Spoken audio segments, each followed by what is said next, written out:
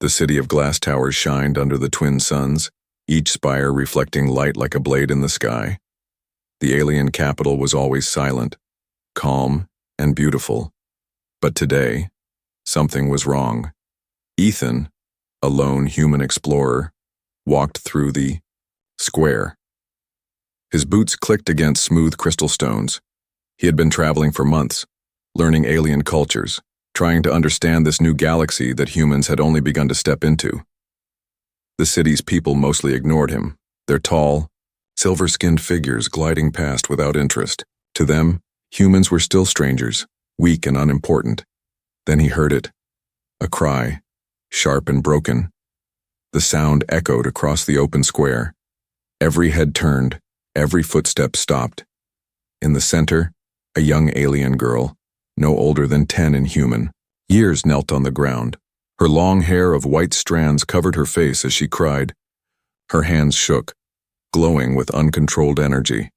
The stone beneath her cracked, and a humming vibration passed through the air. People gasped. Some backed away. Others whispered in fear.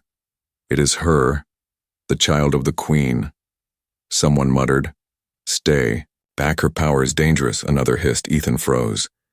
He had heard stories of the alien queen, ruler of 1,000 systems, feared across the stars.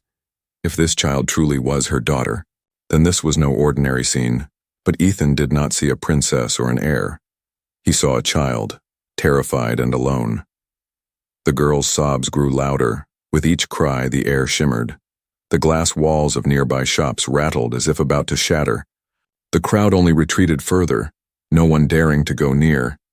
Guards stood at a distance, uncertain, afraid that stepping closer might trigger disaster.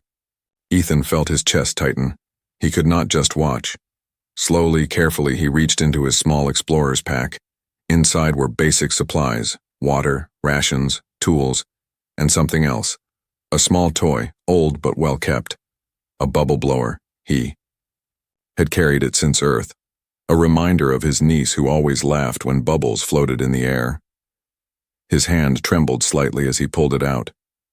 He looked at the girl, at the crowd, at the guards. He knew this was foolish, maybe dangerous. But something inside told him he had to try. Ethan stepped forward. The crowd gasped. "The human," someone whispered. The girl lifted her tear-stained face. Her eyes glowed with wild energy, shimmering like liquid silver. She looked ready to explode with power.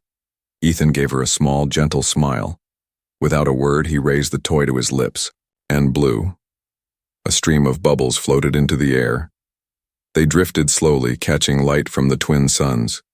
Each bubble sparkled like a small planet, some larger, some tiny. Some reflected the towers, others shimmered with rainbow colors. The girl's glowing hands stopped shaking for a moment. Her eyes widened. She blinked at the strange floating orbs. Her cries softened, replaced by a quiet gasp of wonder. Ethan blew again. More bubbles filled the air, drifting around her. One landed softly on her hand and popped with a tiny flash of light. She let out a small laugh, fragile but real. The dangerous energy around her faded. The ground stopped shaking. The crowd fell into stunned silence. No one moved, no one spoke. For the first time, the girl was calm. Ethan knelt slowly so he would not frighten her. He blew another string of bubbles, smiling softly as they floated. The girl reached out, chasing one with her small fingers. Her laughter echoed, pure and bright. The people stared in disbelief. Soldiers tightened their grip on weapons but did not move. Shopkeepers peeked from doorways. Mothers held their children close. Everyone had seen this child's uncontrollable power before, but never had anyone calmed her. Not the healers, not the scholars, not the Queen's own advisors, only a human with bubbles. What Ethan did not know was that high above, in a darkened tower overlooking the square, another figure was watching. A tall woman stood cloaked in regal armor. Her eyes, sharp as blades, glowed with authority. She was the Queen, mother of the girl, ruler of empires. Her gaze had been filled with worry as she watched her daughter's breakdown, but now it was filled with something else. Shock. The Queen had seen warriors tremble before her daughter's raw energy. She had seen entire halls collapse from the child's uncontrolled cries. But this human, this simple human had calmed her with nothing more than strange floating spheres of light. Her hand tightened on the railing as she whispered, "What manner of creature is this? Human?" But Ethan, down below, did not hear. He only saw a child smiling for the first time. The square returned to silence. The danger was gone. But the story of what had just happened was only beginning. The palace of the alien queen stood like a crown over the shining city, tall spires reaching into the sky. Its walls glowed faintly, alive with ancient energy. Inside, silence filled the grand throne hall. The queen sat on her high seat, her silver eyes fixed on the memory of what she had just seen. Her daughter, her only heir, had been calmed not by warriors, not by healers, not by her own counsel, but by a wandering human with nothing but a strange toy. The queen's hand curled into a fist. For years, her child had been both her greatest strength and her greatest weakness. The girl was born with uncontrollable energy, a gift of power from their royal bloodline, yet also a curse that no one could tame. The queen had tried everything. The finest, teachers, the strongest guards, the most skilled minds in the empire. None had succeeded. None had eased the girl's pain, and now, before her very eyes, a stranger from a young and fragile species had done the impossible. Her advisors entered, quietly, bowing deeply. "Majesty," one began carefully, "the disturbance in the square has ended." "I saw it," the queen said coldly. Her voice carried both authority and fire. "The human walked into danger without hesitation, and my daughter." She calmed for him. The advisors exchanged worried glances. Some bowed lower. Others dared to speak. "Majesty, this human must be studied. He may hold secrets. He may even be a threat." Another whispered, "Or he could be a tool." The queen's sharp eyes silenced them. She was no fool. She knew how fragile human power was compared to her empire. She had crushed whole fleets with a single command, yet there was something unsettling about what she had seen. The human had not used technology, not used force. He had used kindness, and that kindness had reached where power could not. "Find him," the queen ordered finally, her voice soft but firm. "Do not touch him. Do not scare him. Watch him. Follow him. I want to know why my daughter looks at him as if he carries her light." The guards bowed and left, spreading into the city like shadows. Meanwhile, Ethan returned to his small lodging near the edge of the Crystal Market. He still felt shaken. By what had happened, he replayed the moment in his mind. The girl's tears, the crowd's fear, the way she had laughed when the bubbles floated. For him, it had been simple, just a way to distract a child in pain. But the silence of the square, the way everyone stared at him, told him it was far from simple. He placed the bubble blower on his table, staring at it. He chuckled softly. "Guess you're more useful out here than I thought." But deep down, he felt uneasy. Something about the way the people looked at him made him think this was not over. He tried to rest, but his instincts, honed by months of survival across alien worlds, told him he was being watched, and he was. From the rooftops, cloaked figures with the Queen's mark observed his every move. They noted how he prepared his food, how he cleaned his tools, how he carried himself. He did not act like a soldier, nor like a spy. He acted like an ordinary man, calm and quiet, yet they could not forget what they had seen in the square. The little princess had laughed in his presence. The city had not seen such peace from her in years. That night, in her private chamber, the queen spoke to her daughter. The young girl sat quietly, holding the bubble blower in her small hands. Her silver eyes glowed faintly, but without the dangerous tremors that usually shook the air around her. "Child," the queen said softly, a rare gentleness in her tone, "why do you hold that human toy so tightly?" The girl looked up at her mother, hesitant. "Because when he used it, the pain stopped. The voices in my head grew quiet. I could breathe again." The queen's heart twisted. She, the ruler of countless worlds who had conquered enemies and broken kings, had never been able to give her daughter peace. Yet a single human had done it in moments. Her daughter whispered again, "Mother, he was not afraid of me." The queen stayed silent for a long time. Her people always feared the princess, afraid of her unstable energy, afraid she would bring disaster. But this human had stood in front of her as if she were only a child. The queen leaned back, her mind racing. Was this luck? Was it chance? Or was it something hidden in the human spirit that even her vast knowledge did not understand? In the following days, Ethan walked through the city again, trying to keep his head down, but whispers followed him wherever he went. "That's him. The one who calmed the princess. He's dangerous. No, he's blessed." He felt the weight of eyes on him constantly, yet no one dared approach. He wondered if he should leave the city, find another world to study. But something told him he couldn't. Not yet, because deep in his heart he knew this was only the beginning.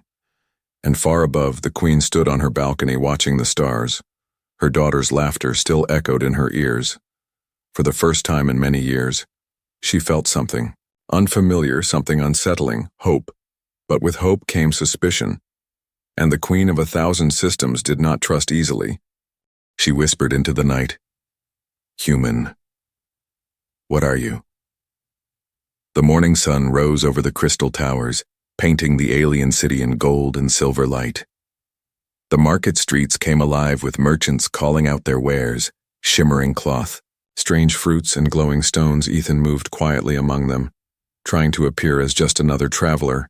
Yet everywhere he walked, he felt the whispers follow him like shadows. "That is him, the human," someone whispered. "The princess laughed with him," another replied. Ethan pulled his cloak tighter. He did not want attention. He was not a hero. He was not anyone special. All he had done was blow bubbles. Still, he felt the weight of countless unseen eyes. The queen's people watched him, judged him, some with awe, others with suspicion. He bought some dried fruit and returned to his small lodging near the edge of the market. It was quiet there, simple, away from the grand towers. He thought maybe he could stay hidden, study the culture, and then leave quietly. He had no desire to be caught in royal politics, but fate had other plans. When he opened his door, Ethan froze. Sitting on the floor of his small room was the alien girl, the princess. Her silver white hair spilled over her shoulders. Her glowing eyes looked at him with both shyness and determination. In her small hands she held the bubble blower, clutching it tightly as if it were treasure. Ethan's first thought was, "I am in serious trouble." "How did you get here?" he asked softly.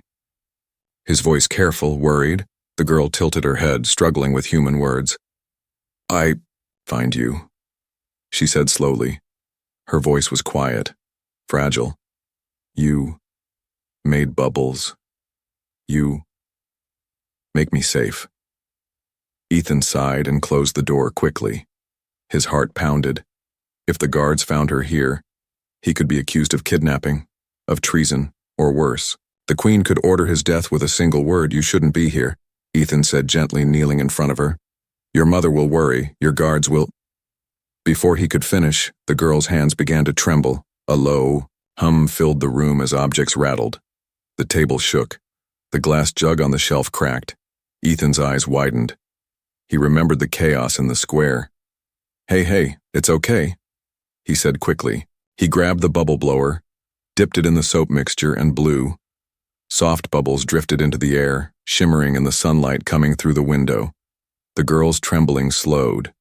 Her breathing steadied. She reached out, catching a bubble with her small fingers. It popped gently and she smiled. Ethan exhaled with relief. "You're really dangerous, you know that?" He muttered, then chuckled. "And here you are sitting on my floor." The girl laughed softly, a sound that filled the small room with warmth. It was the same laugh from the square, pure and innocent. Outside, shadows moved. The queen's hidden. Guards had followed the princess. They reported everything to the palace through secret channels. The queen, standing in her throne hall, heard their words. "The child has entered the human's dwelling, Majesty." He calms her again with the strange human toy. The queen's eyes narrowed. She had ordered them not to interfere. Not yet. She wanted to see more. She wanted to know why her daughter trusted this human, why her uncontrollable power stilled at his presence. "Continue to watch," the queen commanded, her voice sharp. "Do not reveal yourselves." Back in the small lodging, Ethan sat across from the princess. She looked around his room curiously, touching the simple human tools, the maps he had drawn of the stars, the notebook where he wrote his travel logs. "You are far from home?" she asked in broken words. Ethan nodded slowly. "Yes, I am far, very far." He tried to keep his tone light. "And you? Shouldn't a princess be in a palace, not in a traveler's room?" The girl frowned, lowering her head. "Palace, cage," she whispered. "Always guards, always fear, no play, no laugh." Her eyes shimmered with tears. "They look at me like I am monster." Ethan's chest tightened. He saw not an alien princess, not a symbol of power, but a lonely child trapped in fear. He remembered his niece on Earth, how she had once said the same thing after being bullied. "They look at me like I don't belong." "You're not a monster," Ethan said softly, firmly. "You're just a girl who needs someone to listen." The princess stared at him as if those words were the rarest treasure she had ever heard. Hours passed. The girl stayed by his side, asking questions in broken human speech, laughing whenever he blew more bubbles. Ethan knew he was stepping into dangerous ground, but he could not bring himself to push her away. When the sun set, a soft knock came at his door. Ethan froze. His instincts screamed danger. Slowly, he opened the door. Two tall figures stood, cloaked in black. Their eyes glowed faintly. "Human," one said, voice cold. "Her Majesty summons you to the palace." Ethan's heart sank. He looked back at the girl, who clutched the bubble blower and shook her head in fear. The guards repeated, "Now." Ethan realized he had no choice. The queen had seen everything. She wanted answers. And he was walking straight into her world, above the city, in the grand palace. The queen stood waiting, her face unreadable, her mind a storm. She had watched the entire day unfold through her spy's eyes, and now she would finally meet this human face to face. Would he be a danger, a savior, or something far more unpredictable? The game had begun. The palace gates loomed above Ethan like the jaws of a giant beast, tall silver doors etched with glowing runes that hummed with ancient power. Soldiers lined the path, their armor reflecting. The twin suns, their weapons humming faintly. Ethan walked between them, his steps steady, though his heart beat hard in his chest. The two cloaked guards who had summoned him led the way without a word. Behind him, the city was far away. The laughter of the princess still echoed in his ears, and he wondered if that sound would be the last good thing he remembered. At the top of the grand stairway, the palace doors opened slowly. A rush of cold air swept out, carrying with it the weight of silence. Inside, the hall stretched endlessly, pillars of crystal rising like frozen flames. At the far end sat the queen, tall and regal, her silver eyes burning like twin stars. She did not speak at first. She only studied him. Every step Ethan took toward her throne echoed across the hall. He felt as though the air itself was pressing down on him. Finally, her voice rang out, calm yet sharp. "Human," she said, as though the word itself was both a question and an accusation. "You stand before me, not as a guest, not as a prisoner, but as something I do not yet understand." Ethan bowed slightly, unsure of the correct custom, but trying to show respect. "I didn't mean to cause trouble," he said honestly. "I only wanted to help a child in need." The queen's eyes narrowed, her voice grew colder. "That child is my daughter, heir to my throne. Her power is beyond control, beyond reason. For years, no healer, no warrior, no scholar has calmed her storms. Yet you, an outsider, a weak creature of a young world, silenced her tears with bubbles." She said the last word like it was poison on her tongue. Ethan stood tall. "It wasn't about bubbles," he replied softly. "It was about giving her something simple, something to hold on to when she felt alone." The queen's advisors murmured in the shadows, some angry, others uncertain. The queen raised her hand, silencing them, Her eyes never left Ethan. "Words are cheap," she said coldly. Then she gestured, and the doors opened again. The princess entered, her small figure dwarfed by the vast hall. She carried the bubble blower in her hand. Her eyes lit up when she saw Ethan. She rushed toward him before the guards could stop her. "You came," she said softly, her voice trembling with relief. Ethan gave her a small smile. "I didn't really have a choice," he joked, though his tone was gentle. The queen stood, her robe flowing like liquid silver. "Then let us test your claim," she declared. Her voice echoed across the hall. "If it is true that you can calm her when no one else can, then show us. Show us here before my throne. Show us that your fragile human ways are more than foolish." Trix, the advisors, leaned forward, eager to see him fail. The soldiers shifted, ready to seize him at the queen's command. The princess hesitated, already trembling. The pressure of so many eyes on her made her breath quicken. A low hum began to rise. The pillars shivered. Energy surged around her small hands. Ethan's heart clenched. He could see she was slipping, fear overwhelming her. He knelt down quickly, bringing himself to her eye level.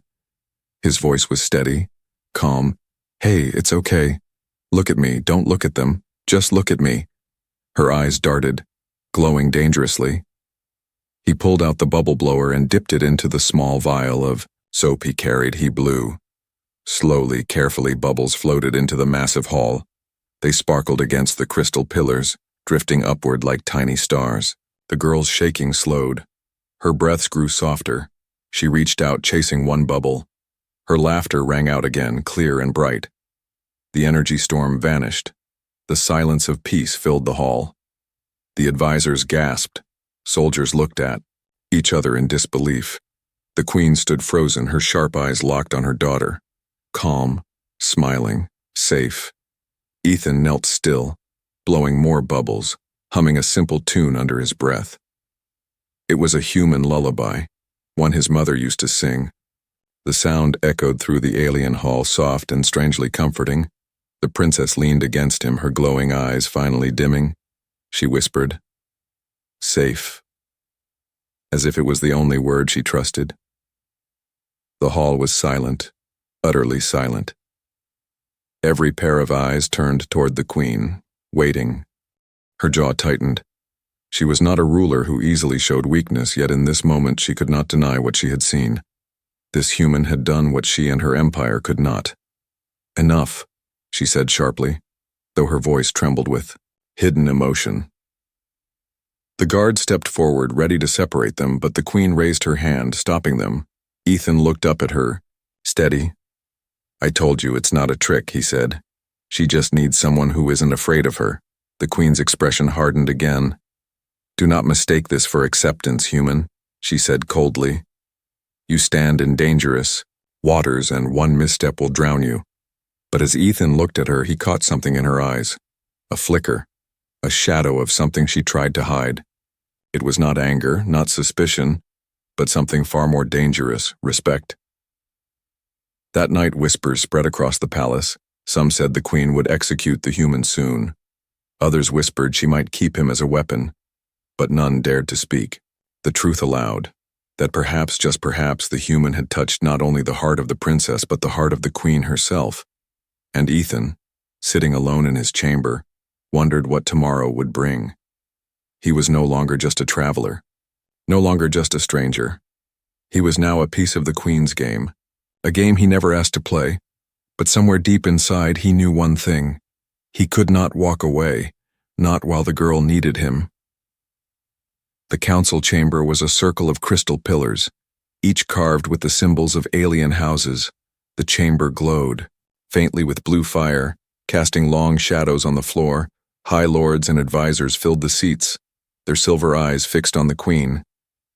At the center of the hall, the air was heavy. Everyone knew why they had been called. The human, Ethan, the queen sat on her throne, her posture tall and unshaken, but in her mind a storm raged. She replayed the moment in the great hall when Ethan calmed her daughter again. Her daughter's laughter still echoed in her ears. For a mother, it was hope. For a queen, it was danger. One advisor stood, his cloak long and lined with gold. "Majesty," he said, his voice sharp, "this human is no ordinary wanderer. He has touched the princess in ways none of us could. This is unnatural. What if he is a spy? What if this is a plot by our enemies?" Murmurs rippled across the chamber. Another advisor struck the ground with his staff. "Majesty," our people whisper, "the market speaks of him, the guards speak of him, even the lowest servants speak of him. Already they say, a human has done what the queen could not. Is this not a threat to your throne?" The queen's gaze cut across the chamber like a blade. "My throne does not shake because of whispers," she said coldly. Yet she did not deny their words. Another lord leaned forward, his voice lower. "Majesty, forgive me, but what if he is not a threat? What if he is a tool? If this human can control the princess's power, then perhaps he can be trained, used for the stability of the empire." The chamber filled with voices, some shouting to kill the human before he grew dangerous, others arguing to keep him alive and turn him into a weapon. Finally, the queen raised her hand. Silence fell. Her eyes glowed faintly. "You forget yourselves," she said softly. "This human is under my watch, my command. Until I decide his fate, none of you will touch him." But the words did not erase the doubt.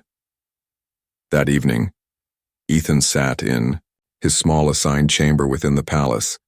The walls were polished crystal, the bed soft, yet he felt no comfort. He paced back and forth, his mind heavy. He had not asked for any of this. He only wanted to study, to learn, to travel freely. Now he was trapped in the middle of alien politics. His every move watched, his every word judged. There was a soft knock. The door slid open and the princess stepped in, clutching the bubble blower again. Her small face brightened when she saw him. "You stay," she whispered. "Good." Ethan smiled faintly, though worry lined his face. "I don't think your people are too happy with me being here." The girl tilted her head. "They fear me, but you don't." He sat down beside her. "No," he said simply, "because I see you.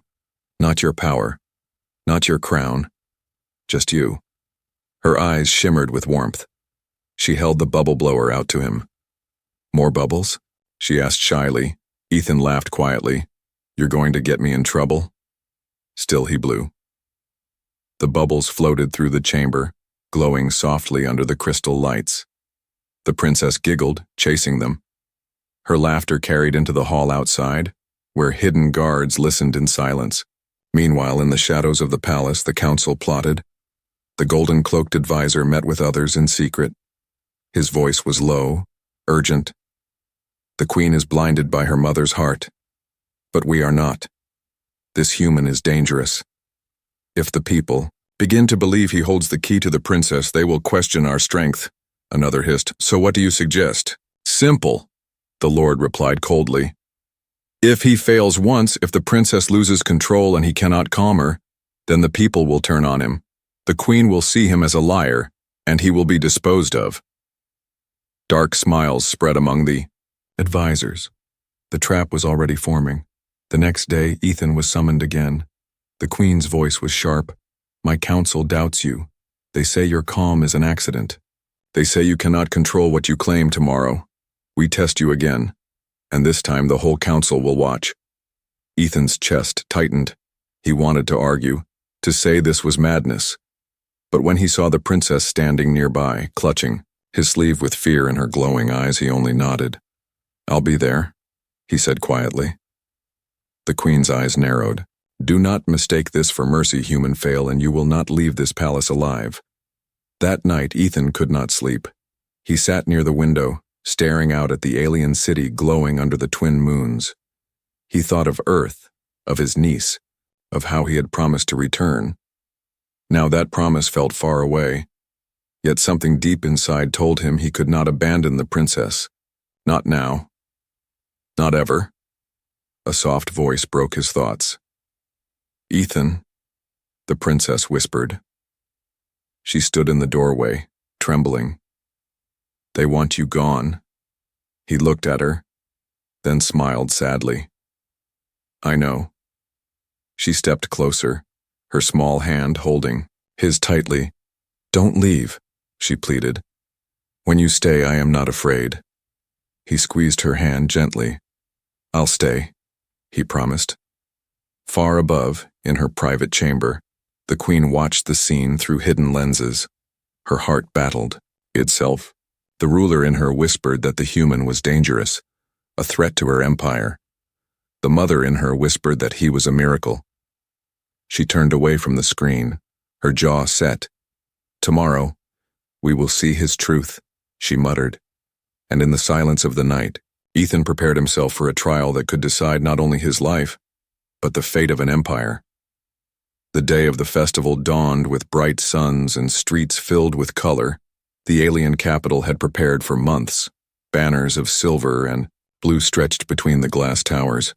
Markets overflowed with food and gifts, and musicians played strange instruments that filled the air with echoing notes. The festival was meant to honor the queen, a reminder of her power, her rule, and her unshakable throne.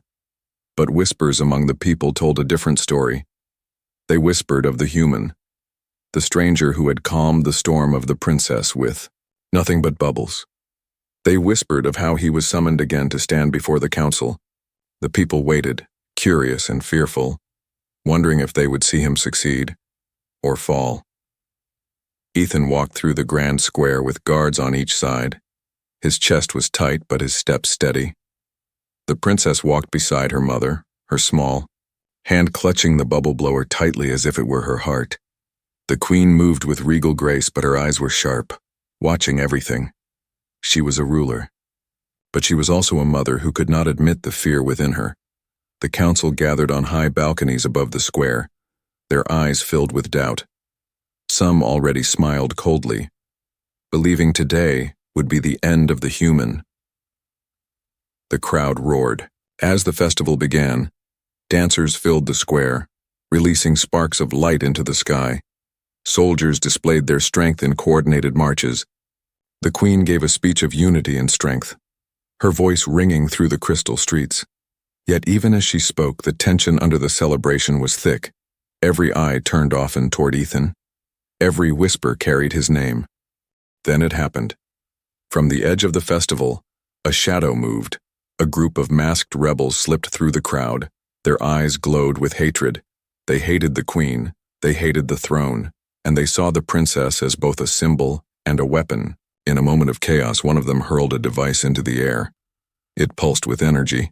A shockwave tore through the square. The crowd screamed. Panic erupted. The ground shook as the device triggered the princess's fear.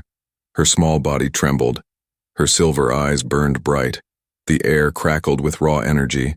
Glass towers shivered. Banners tore. Soldiers rushed forward but were thrown back by the invisible force radiating from her. The queen shouted commands, but even her voice could not reach her child. The council looked on, some horrified, others secretly pleased. For this was the chance they wanted, to prove the human a fraud. Ethan saw it all in an instant. The princess was breaking, her power spilling uncontrollably into the world. Every second she trembled, the danger grew. The crowd was too close. The city itself could collapse. Without waiting, Ethan pushed past the guards, ignoring their shouts. He moved straight toward the girl. The storm around her made the air heavy. Every step felt like walking through fire, but he did not stop. The queen's eyes widened. She wanted to call him back, yet she could not. For deep in her heart, she knew no one else could reach. Her daughter Ethan reached into his coat. His hands shook, but his resolve did not. He pulled out the bubble blower, dipped it into the small soap mixture he always carried, and raised it to his lips. The first bubble floated out, shining like a tiny star against the chaos. It drifted in front of the princess's glowing eyes. For one breathless moment, nothing changed. The storm raged, the ground cracked, energy flared, but then her eyes followed the bubble. Her trembling slowed. She reached out weakly, her fingers brushing the fragile sphere before it popped. Her lips quivered, and then she let out a small sound. A laugh. Ethan blew again. More bubbles filled the square, floating through the smoke and light. They shimmered like rainbow planets dancing in the air. The crowd, frozen in fear, now watched in stunned silence. Soldiers stopped their charge. The queen lowered her hand. Even the rebels were struck dumb. The princess's laughter grew louder, her breathing steadied. The glowing light in her eyes dimmed. The storm faded, the city calmed. Ethan knelt beside her, gently blowing more bubbles, his voice soft. "You're safe, I'm here. You don't have to be afraid." The girl leaned against him, clutching. His arm, the energy around her dissolved completely. The square was silent. Thousands of people had witnessed it, human kindness calming a power that armies and rulers could not control. The queen descended from her throne platform, her silver robe flowing like water. Her soldiers stepped aside as she walked straight toward Ethan. Her eyes burned with 1,000 emotions.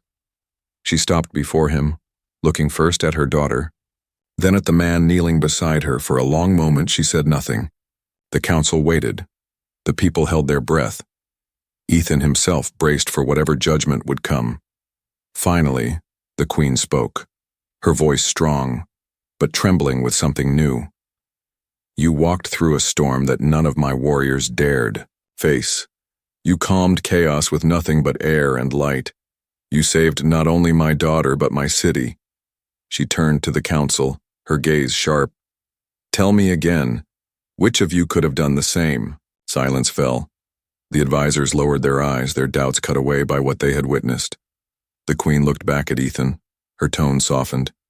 "You are still a stranger, a mystery. But today, you are also something else. Protector." The crowd erupted. Some shouted in disbelief, others in awe. But all of them had seen the truth. One human, unarmed and untrained, had done what an empire could not. That night, as the city rebuilt from the panic, Ethan sat quietly. In his chamber, the princess slept peacefully nearby, still clutching the bubble blower. He stared at the stars outside the window, his mind heavy. He had not come here to be a savior. He had not come here to challenge thrones. He only wanted to travel, to learn. But fate had placed him at the center of a storm, and now, with the queen's eyes upon him, with the council's doubts still lurking, he knew one thing. His journey was no longer his own. It was tied to the girl, to the queen, and to the future of an empire that did not yet know whether to fear him or follow him.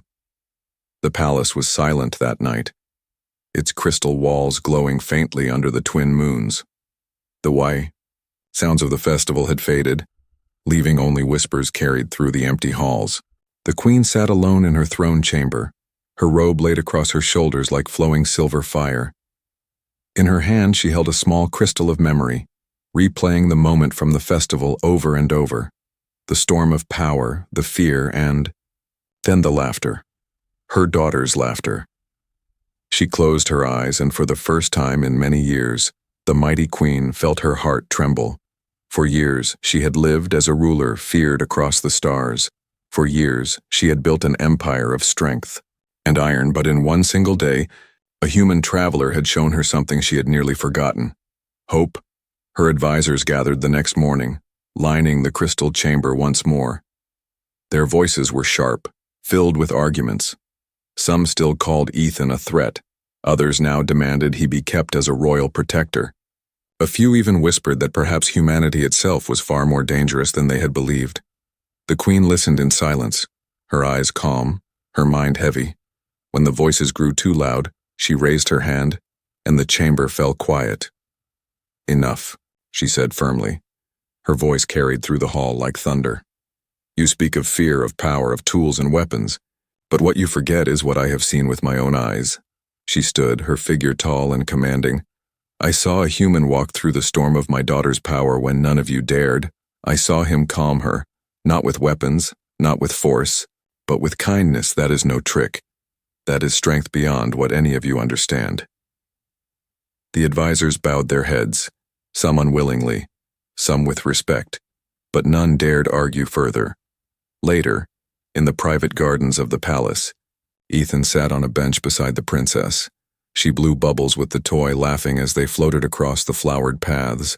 Birds of crystal wings darted after them, making her laugh even harder. Ethan watched her, smiling quietly, though his heart remained uneasy. "You shouldn't be here," he muttered to himself, but the girl looked up at him, her silver eyes shining. "Stay," she whispered. "You make me safe." Before Ethan could answer, a shadow fell across them. He looked up to see the Queen approaching. Her steps were slow, her gaze unreadable. Ethan stood quickly, bowing slightly. "Majesty," he said carefully, "if I've caused more trouble, I'll leave. I didn't mean—" The Queen raised her hand, silencing him. Her voice was calm, yet every word felt heavy. "Human, do you understand what you have done? The council fears you. The people whisper your name. My daughter looks at you as if you are her world. You have changed more in a handful of days than others have in years." Ethan swallowed, unsure what to say. "I only did what anyone should do," he answered softly. "I saw a child who needed help, that's all." The Queen studied him long and hard, then looked at her daughter, who was chasing another bubble with joy in her steps. For the first time in years, the child's laughter rang through the gardens. Without fear, without chaos. "You are wrong," the Queen said finally. "Not anyone would have done what you did. That is why you are dangerous." She paused, then added more softly, "And why you are precious." The next day, the Queen called the people in the council to the great square once more. The entire city gathered. The atmosphere was heavy with anticipation. No one knew what judgment the Queen would declare. Would the human be banished, executed, or honored? The Queen stepped forward, her daughter standing at her side. Ethan stood nearby under heavy guard. Though his head was held high, the Queen's voice carried across the square, strong and clear. "My people," she began, "you have seen with your own eyes what has happened. You have seen my daughter's power, and you have seen the human who calmed her storms. Many of you whisper of fear. Many of you whisper of danger. But today I tell you this: fear does not guide us. Strength does." She turned, looking directly at Ethan. Her eyes glowed faintly, yet her tone softened in front of all. "This human is no enemy. He is no weapon. He is something else entirely. He is protector. He is guardian, not by command, not by force, but by choice of his heart." The crowd erupted in voices, some shocked, some awed, but none dared oppose her. For when the Queen spoke with such certainty, the Empire itself listened. The Queen lifted her hand, pointing to Ethan. "From this day, Ethan of Earth will stand as protector of the air, sworn not by chains, but by bond. The galaxy will know that humanity is not weak, not fragile, but something greater. Kindness that bends storms." The princess ran to Ethan, clutching his hand. Her laughter echoed again. The Queen watched them both, her face calm, though her eyes shone with something few had ever seen: pride. That night, as stars filled the sky, Ethan stood on a balcony. Overlooking the city, he breathed deeply, still trying to understand what had happened. He had not sought power, he had not sought honor, yet somehow he had been given both. Behind him, the Queen approached, her voice quiet. "You have changed the path of my empire," she said, "and perhaps the path of your people too. The council will fear you, other empires will